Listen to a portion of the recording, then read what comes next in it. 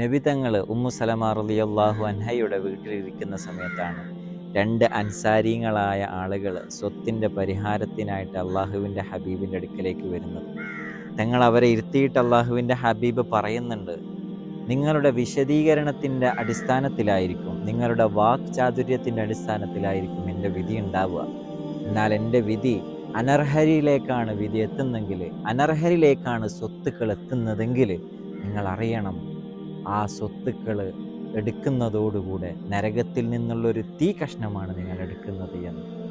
നാളെ ഖിയാമത്ത് നാളിൽ ഒരു പാമ്പായിട്ട് അത് നിങ്ങളുടെ കഴുത്തിൽ തന്നെ കാണുമെന്ന് അള്ളാഹുവിൻ്റെ ഹബീബ് പറയുമ്പോൾ രണ്ടാളുകളും പറയാണ്, അത് എൻ്റെ സഹോദരന് കൊടുത്തോളി തങ്ങളെ, എനിക്ക് വേണ്ട.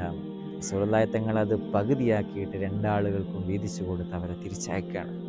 അറിയണേ, മറ്റുള്ളവരെ സമ്പത്തിൽ കൈകടത്തുന്നവർ, അതിനെ ആഗ്രഹിക്കുന്നവർ, നിങ്ങൾ എന്തൊക്കെ ചെയ്തിട്ട് നേടിയെടുത്താലും ഖിയാമത്ത് നാളിൽ അതൊരു ഭാരം പോലെ നിങ്ങളെ പിന്തുടരുക തന്നെ ചെയ്യും.